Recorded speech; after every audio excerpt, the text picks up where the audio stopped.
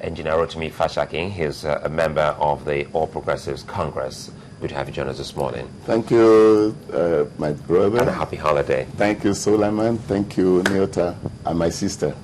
Well, gentlemen of the press. So we'll be looking at the national conference debate, but before that we have, this from Doyo Kupe.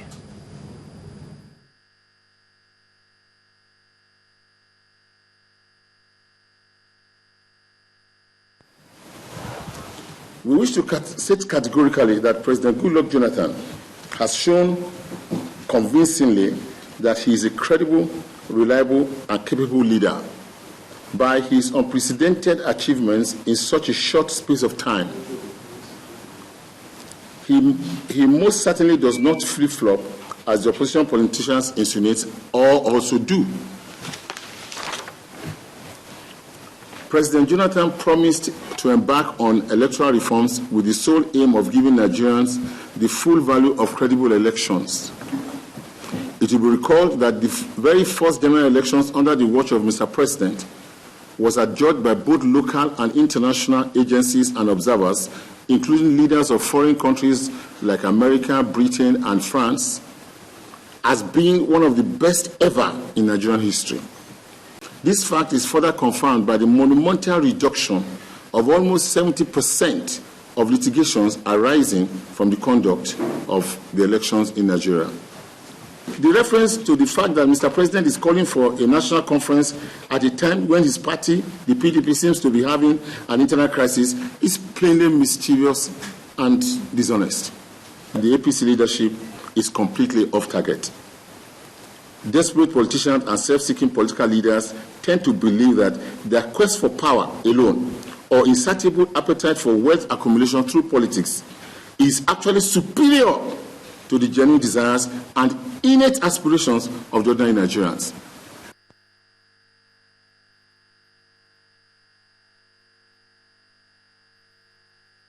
Well, I'm sure you heard that, and the debate is on, and a whole lot of comments from different political parties as well as well-meaning Nigerians from across the country and beyond. But if we're to go with this, because the advisory committee has actually set off, and they're going around the country trying to see what they can, at the end of the day, give to the federal government.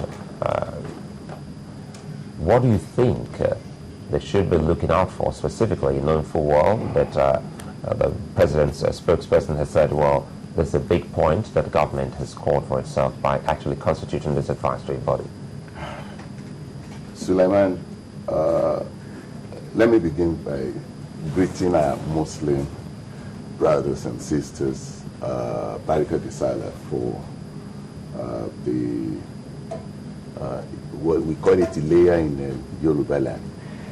I'm actually at a loss where to start from, whether from Dr. Okupe's diatribe, that we've just watched now.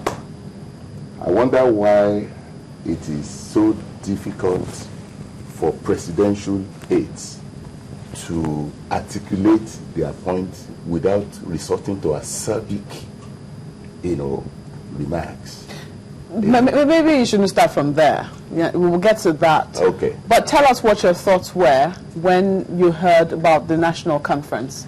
The national conference, I'll tell you clearly, from where I sit now, is going to be another meretricious endeavor.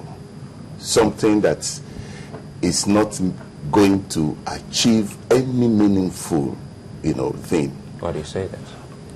Yes, the signs are there, ominous signs. I've read the president's speech, to the conference members, on the day of their inauguration. The president made mention of the Constituent Assembly of 1978. What the president didn't tell us was that prior to that, preceding that was the CDC, headed by that Constitution Drafting Committee, headed by the late Chief F.R.A. Williams.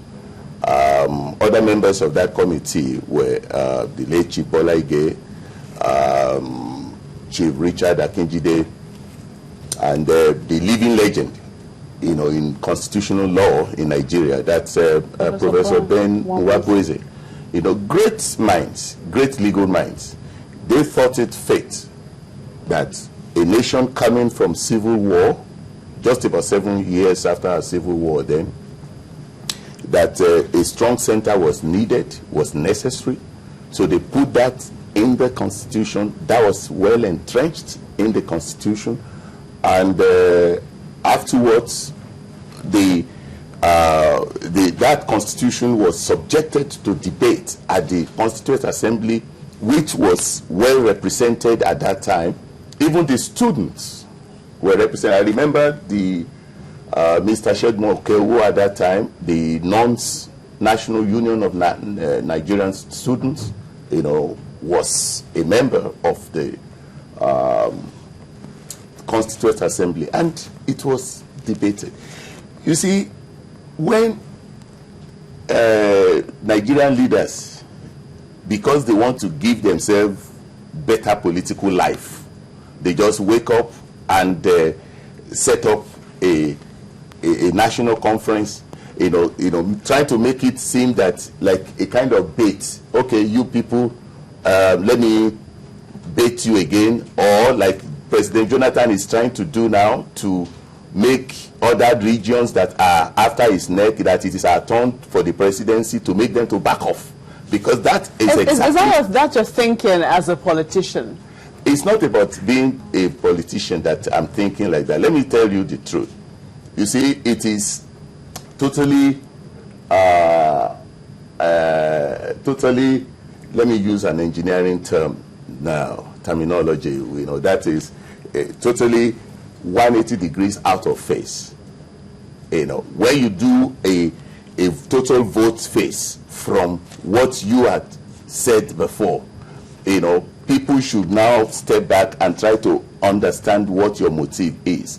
That's one. Two, just about 6-7 weeks ago, one of the proteges, one of the friends, maybe not proteges, maybe good friends of the president, came out breathing, threatening, unimaginable conflagration engulfing this nation should the president not be, voted into power in 2015. And the president kept mute, did not tell either Dr. Doyin Okupe to issue, a disclaimer, or the Reuben Abati to do that. The president kept mute. They say silence is coterminous to acquiescence.